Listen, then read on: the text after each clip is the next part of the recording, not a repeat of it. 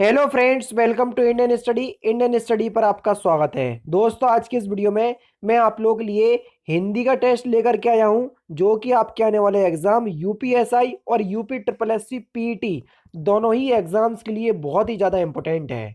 लेखपाल की जो आपका एग्जाम होगा उसके लिए पहले आपको प्री प्री क्वालिफाई करना पड़ेगा, जो कि यूपी ट्रिपल एस सी के थ्रू लिया जाएगा। तो ये क्वेश्चंस जो है, हिंदी के क्वेश्चंस लेकर के आया हूं, जो कि आपके आने वाले एग्जाम, दोनों ही एग्जाम यूपीएसआई और यूपी लेखपाल के लिए इंपॉर्टेंट होंगे। इसलिए वीडियो को एंड तक जरूर देखिएगा। दोस्तों, अगर आप घर बैठे यूपी पीएससी की तैयारी करना चाहते हैं तो अनअकैडमी आप लोगों के लिए प्रीलिम्स जीएस बैच लेकर के आया है, जो कि 2 फरवरी से स्टार्ट होगा और 2 मई में खत्म भी हो जाएगा। ये एक टारगेट बैच है जो कि 100 डेज का है, जिसमें अनअकैडमी के टॉप एजुकेटर आपको अलग अलग सब्जेक्ट पढ़ाएंगे, जैसा कि आपको स्क्रीन पे दिख रहा होगा। अगर आप इस कोर्स को परचेस करना चाहते हैं तो डिस्क्रिप्शन में लिंक दिया हुआ है, वहां से आप इस कोर्स को परचेस कर सकते हैं। मैं आपको बता दूं, अगर आप इस कोर्स को परचेस करेंगे तो UP triple S C category के अंतर्गत जितने भी कोर्स चलाए जा रहे होंगे, आप उन सभी प्लस कोर्सेज को एक्सेस कर सकते हैं, भले ही चाहे आपने एक ही कोर्स क्यों ना परचेस किया हो। यानी कि एक कोर्स अगर आप परचेस कर रहे हैं तो UP triple S C category के अंतर्गत जितने भी कोर्स चलाए जा रहे होंगे उन सभी कोर्सेज को आप फ्री से एक्सेस कर पाएंगे। तो इसलिए मैं आपको रिकमेंड करूंगा कि आप जरूर से आप एक बार अनअकैडमी का जो प्लस कोर्स है उस पर आप जरूर से विजिट कीजिएगा। कोर्स परचेस करने के लिए डिस्क्रिप्शन में लिंक प्रोवाइड करवा दिया है, तो आप वहां पर रेफरल कोड अप्लाई कीजिएगा। रेफरल कोड अगर आप अप्लाई करेंगे इंडियन स्टडी, जो कि अपने चैनल का नाम है, तो आपको इंस्टेंट 10% का डिस्काउंट मिल जाएगा किसी भी कोर्स को परचेस करने के लिए। तो चलिए देखते हैं पहला क्वेश्चन। दोस्तों, स्टार्ट करते हैं और देख लेते हैं पहला क्वेश्चन। पहला क्वेश्चन दोस्तों आपके सामने, संस्कृत शब्द का संधि विच्छेद क्या होगा। तो देखो, संस्कृत शब्द का संधि विच्छेद क्या हो जाएगा, सम प्लस कृत, यानी कि इस क्वेश्चन का दूसरा ऑप्शन बिल्कुल करेक्ट। और अगर हम संधि की बात करें तो यहाँ व्यंजन संधि होगी, क्योंकि दो वर्णों में संधि होने पर पहला वर्ण व्यंजन और दूसरा वर्ण अगर व्यंजन हो तो ये विकार उत्पन्न होने वाली संधि जो है वो व्यंजन संधि कहलाती है। ठीक है ना। नेक्स्ट क्वेश्चन, दुष्प्रकृति शब्द का संधि विच्छेद क्या होगा। तो देखो, दुष्प्रकृति शब्द का संधि विच्छेद क्या हो जाएगा, सही आंसर हो जाएगा धू प्लस प्रकृति, यानी कि इस क्वेश्चन का भी दूसरा ऑप्शन बिल्कुल करेक्ट हो जाएगा। और यहाँ पर विसर्ग संधि होगी, विसर्ग लग जाए तो आंख बंद करके विसर्ग संधि लगा दो। और विसर्ग क्या बोलते हैं, ये जो दो दिए हैं, दा के बाद दो बिंदी दी हुई है, उसको विसर्ग कहते हैं। निम्नलिखित में से कौन सा तुर्की भाषा का शब्द है। तुर्की भाषा का शब्द आपको बताना है, कौन सा शब्द तुर्की भाषा का शब्द है। कुर्ता, कुर्ता शब्द जो है वो एक तुर्की भाषा का शब्द है। तीसरा ऑप्शन आपका बिल्कुल करेक्ट हो जाएगा। मानक हिंदी का आधार क्या है। मानक हिंदी, कल पूर्वी हिंदी का बताया था, अर्मागदी अपभ्रंश। आज मानक हिंदी का पूछा, तो मानक हिंदी का आधार क्या है, खड़ी बोली। पहला ही ऑप्शन आपका बिल्कुल करेक्ट हो जाएगा। आलस शब्द का विशेषण क्या होगा। आलस शब्द का विशेषण, तो आलस्य शब्द का विशेषण हो जाएगा आलस। चौथा ऑप्शन बिल्कुल करेक्ट। कि शुद्ध वर्तनी का चयन कीजिए। अशुद्ध वर्तनी, सॉरी, अशुद्ध वर्तनी आपको बताना है कौन सी गलत है। तो देखो, उज्ज्वल जो है वो गलत लिखा हुआ है। क्या लिखा हुआ है, गलत लिखा हुआ है, क्योंकि उज्ज्वल में दोनों जो है वो आधा जा आते, इसमें एक पूरा जा लग गया। तो दूसरा ऑप्शन जो है वो आपका बिल्कुल करेक्ट है, ये गलत तरीके से लिखा हुआ है। किस वाक्य में अपादान कारक है। तो पहले तो आप ये बताओ कि अपादान कारक का विभक्ति चिन्ह क्या होता। अगर आपको पता है तो आप बता सकते हैं। से कारक चिन्ह होता, और अलग होने के लिए, जब से कारक चिन्ह अलग होने के लिए प्रयोग हो जाए तो वहां पर अपादान कारक। देखो, चाकू से फल काटो, अब यहाँ पर से कारक चिन्ह तो है, लेकिन चाकू जब फल पर जुड़ेगा तभी तो फल कटेगा, तो ये जोड़ने के लिए यूज हो रहा, तो ये तो होगा नहीं। हिमालय से गंगा निकलती, जब गंगा हिमालय से अलग होगी तभी तो निकलेगी, तो यहीं पर हो जाएगा अपादान कारक, ज्यादा आगे नहीं बढ़ो। हिंदी भाषा में कितने कारक होते, तो आप सभी लोग जानते हैं हिंदी भाषा में कितने कारक होते, 8 कारक होते। पहला ऑप्शन करेक्ट। कर्ता ने, कर्म को, करण से, संप्रदान के लिए, अपादान से, संबंध काकी के, नानी ने, रारी रे, अधिकरण में या पर, संबोधन हेयरयो। इस तरीके से याद कर लो। पूरे 8 कारक याद हो गए, उनके विभक्ति चिन्ह याद हो गए, जैसे मैंने आप लोगों को एक दोहा सा पढ़ करके सुना दिया। अब इससे क्या होता है, मुझे कोई भी कारक आता सामने, बच के नहीं जा पाता, वो सही उत्तर लगाता हूं मैं। ठीक है ना। नेक्स्ट क्वेश्चन, सुकृत वर्ण से सुंदर है, इस वाक्य में कौन सा कारक है। सुकृत जो है वो वर्ण से सुंदर है। तो इस वाक्य में कौन सा कारक होगा? देखो इस वाक्य में जो आपका कारक होगा वही अपादान कारक होगा, क्योंकि सुकर्ण वर्ण से सुंदर है। अब से कारक चिन्ह का यूज हुआ। अब दोनों चीज अलग अलग हैं और अलग होने के लिए हो तो दूसरा ऑप्शन यानी कि अपादान कारक। प्रतिघात का समानार्थी शब्द क्या होगा? तो प्रतिघात का समानार्थी शब्द हो जाएगा चोट के बदले चोट, यानी कि पहला ऑप्शन बिल्कुल करेक्ट। असक्त का समानार्थक शब्द बताइए। असक्त का समानार्थक शब्द क्या हो जाएगा? अक्षम। तीसरा ऑप्शन बिल्कुल करेक्ट।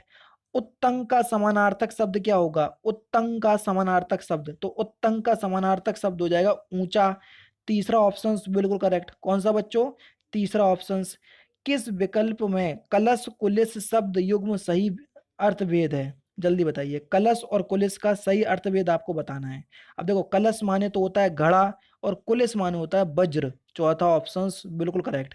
वज्र यानी कि आकाश से गिरने वाली जो बिजली होती है, बादलों के आपस में टकराने से उत्पन्न जो बिजली होती है उसको वज्र कहते। तो कुलिस मतलब वज्र होता। ठीक है, नहीं तो आप सोच लो कि वज्र क्या होता, तो इसलिए समझा भी दिया।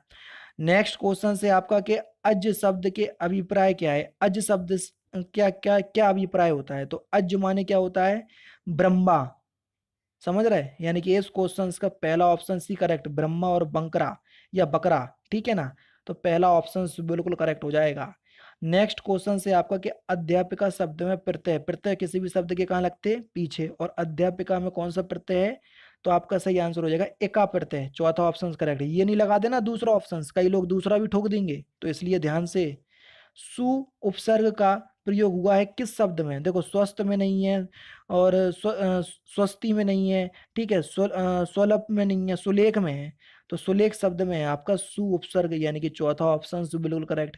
द्वंद्व समास होता है। द्वंद्व समास की आप पहचान कैसे करेंगे? तो द्वंद्व समास जो है ये इसमें योजक चिन्ह आता। समझ रहे हैं? तो यहाँ पर देखो जिसके सभी पद प्रधान हो, दूसरा ऑप्शन आपका बिल्कुल करेक्ट है। जैसे माता और यहाँ पर योजक चिन्ह आ गया और पिता। अब देखो यहाँ पर द्वंद्व समास है। अब देखो दोनों ही पद प्रधान है, एक जो पद है वो एक दूसरे के ऊपर डिपेंड तो है नहीं है, तो इसलिए दोनों पद प्रधान है। उत्कर्ष का विलोम शब्द, तो उस उत्कर्ष का विलोम शब्द क्या हो जाएगा? अपकर्ष। पहला ही ऑप्शन करेक्ट। नेक्स्ट क्वेश्चन से आपका क्षुधा शब्द का विलोम शब्द क्या होगा? तो इस शब्द का विलोम शब्द क्या हो जाएगा? तृप्ति। तीसरा ऑप्शन बिल्कुल करेक्ट। क्षुधा शब्द का अर्थ होता है भूख और उसका विलोम शब्द है तृप्ति। ठीक है, नेक्स्ट क्वेश्चन से आपका मिंकू खेल रहा है, इस यह किस तरह का वाक्य है? मिंकू खेल रहा है ये एक सरल वाक्य है। जिस वाक्य में एक क्रिया एक करता हो वहां सरल वाक्य होता है, ज्यादा दिक्कत वाली बात है नहीं है। जिनका प्रयोग निश्चित शब्द समुदाय या पूरे वाक्य का अतिरिक्त भावार्थ प्रदान करने के लिए होता है उसको हम क्या कहते हैं?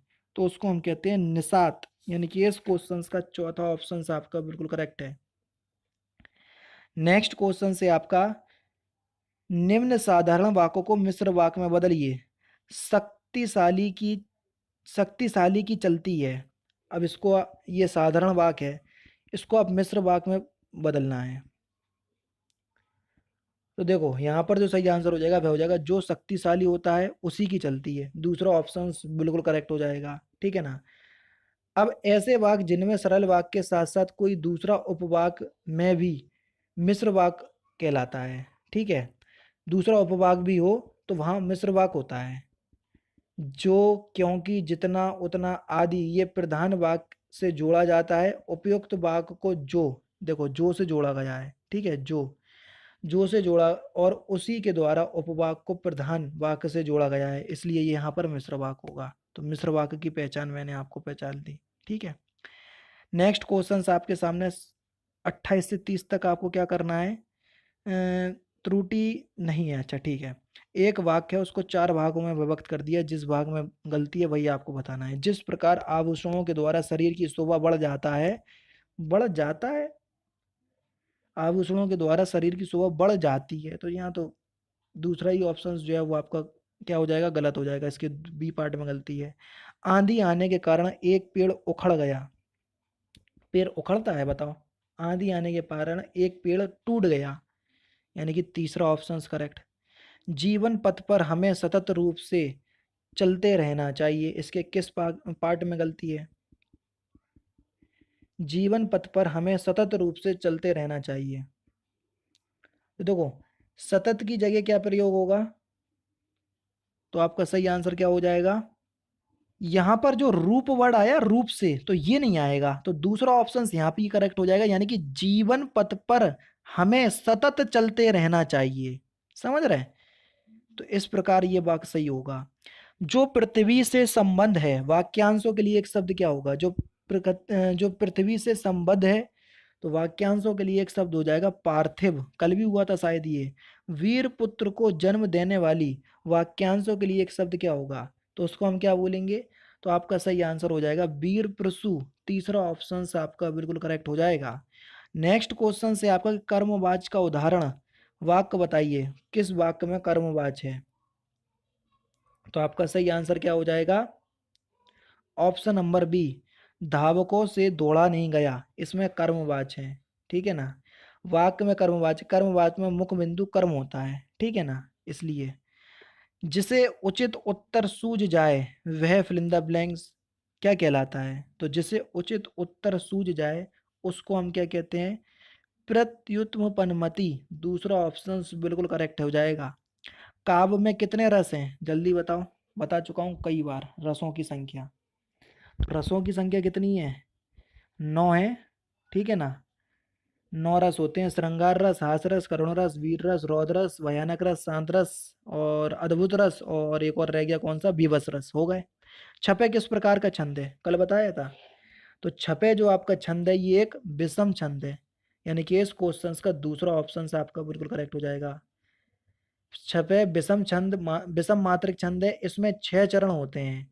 प्रथम चरण प्रथम चरण जो होते हैं, प्रथम 4 चरण वो रोला के होते हैं और 2 चरण उलाला के होते हैं। ठीक है?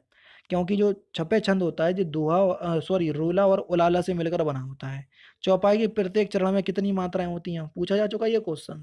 16 मात्राएं होती हैं। तीसरा ऑप्शन करेक्ट है। ये क्वेश्चन यूपी पुलिस कांस्टेबल में पूछा जा चुका है। घर का उजला या घर का उजाला, इस मुहावरे का सही अर्थ क्या है? जल्दी बताओ। एक ऑप्शंस तो ये दिया, बाकी के 3 ऑप्शंस ये दिए। तो घर का उजाला का मतलब होता है घर की कीर्ति बढ़ाने वाला।